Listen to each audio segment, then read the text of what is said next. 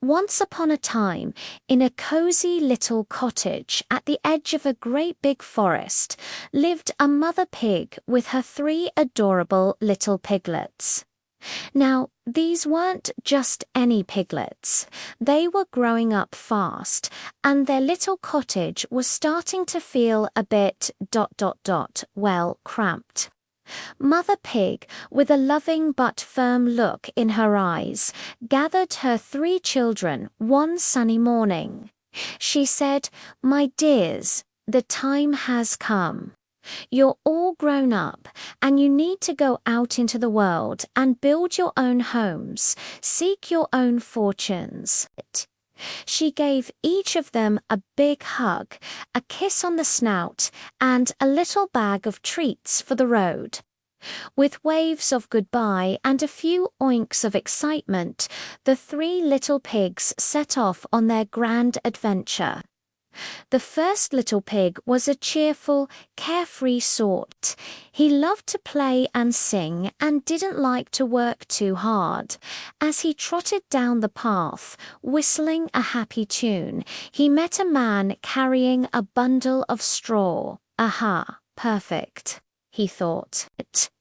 "Straw is light and easy to build with.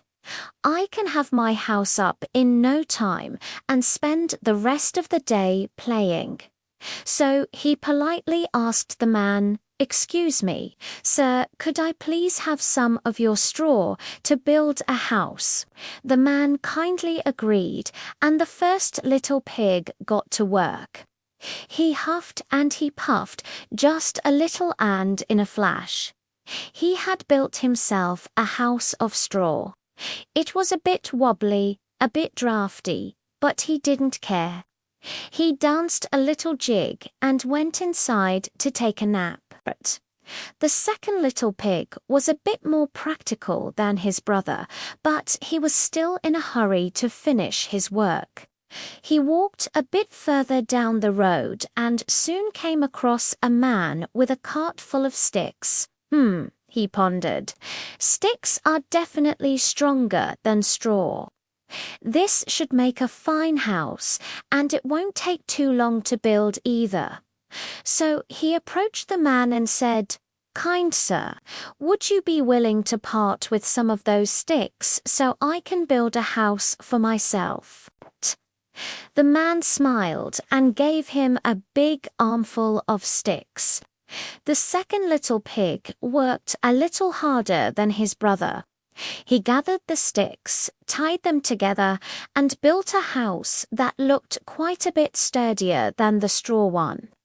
Proud of his work, he admired his stick house for a moment, then went inside to cook a nice dinner. Now, the third little pig was the wisest and most patient of the three.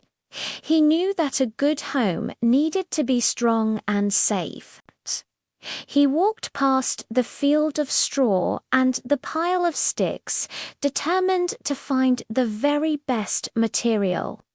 Finally, he saw a man with a wagon loaded with heavy red bricks. His eyes lit up. "This is it," he declared. "Bricks are the strongest thing of all. A house of bricks will keep me safe from anything." It took some time, but he politely asked the man for some bricks. The man, impressed by the little pig's determination, helped him unload a hefty pile. Building the brick house was hard work. The third little pig worked day and night, carefully laying each brick with strong mortar. He made sure the walls were thick, the roof was solid, and he even built a sturdy fireplace and chimney. It took him a long time, but when he was finished, he had a strong, beautiful, and very safe little house. Meanwhile, lurking in the shadows of the forest was a big bad wolf. He hadn't had a good meal in days, and his tummy was rumbling. He spied the three new houses and licked his chops. Little pigs for dinner. He growled to himself. He decided to start with the easiest-looking target. He crept up to the house of straw, where the first little pig was still snoring away. The wolf knocked on the flimsy door. Tap, tap, tap. The first little pig woke up with a start. "Who's there?" he squeaked. The wolf disguised his voice, making it sound as sweet as he could. Little pig, let me come in," he called it. But the little pig saw the wolf's big paws through a crack in the straw wall. "Not by the hair of my chinny chin chin," he replied, his voice trembling. The wolf's sweet act vanished. He snarled, "Then I'll huff, and I'll puff, and I'll blow your house in," and he did. He took a deep breath, puffed out his cheeks, and with one mighty whoosh, the straw house blew away completely. The first little pig squealed in terror and ran as fast as his little legs could carry him, all the way to his brother's house of sticks.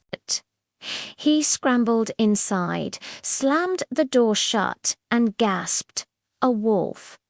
A big bad wolf is coming."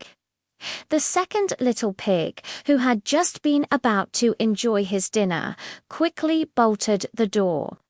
Soon they heard the same sinister knock. Tap, tap, tap.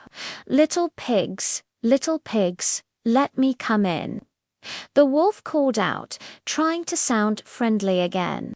The two pigs inside huddled together and shouted, "Not by the hair of our chinny chin." The wolf was getting very angry and very hungry. "Then I'll huff and I'll blow your house in," he roared. He took an even deeper breath, huffed and puffed, and whoosh. The house of sticks began to creak and groan. He huffed and puffed again, and crash. The stick house collapsed in a heap.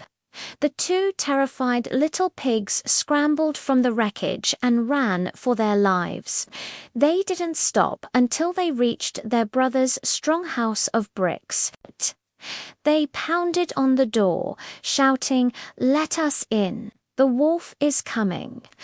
The third little pig quickly opened the door, let his frantic brothers inside, and slammed it shut, locking it with a heavy bolt. All three pigs huddled together, their hearts pounding, as they heard the wolf's heavy footsteps approaching. The wolf was furious now.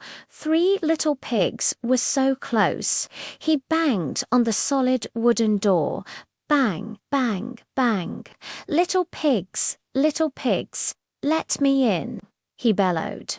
From inside the three pigs, feeling much safer behind the thick brick walls. Called out in unison, "Not by the hair of our chinny chinkins," the wolf was beyond angry. "Then I'll huff, and I'll puff, and I'll blow your house in," he screamed. So he huffed and he puffed, but nothing happened. The brick house didn't even tremble. He huffed again, his face turning red. He puffed until he was out of breath. He huffed and he puffed and he huffed, but that brick house was just too strong. He couldn't blow it down. Exhausted and dizzy, the wolf sat down to think of a new plan. He was clever, that wolf. He looked up and saw the chimney. "Aha," he thought. "I'll climb up the roof and slide down the chimney. I'll surprise them and gobble them all up." But the third little pig was clever too. Hearing the scrambling sounds on the roof, he knew exactly what the wolf was planning.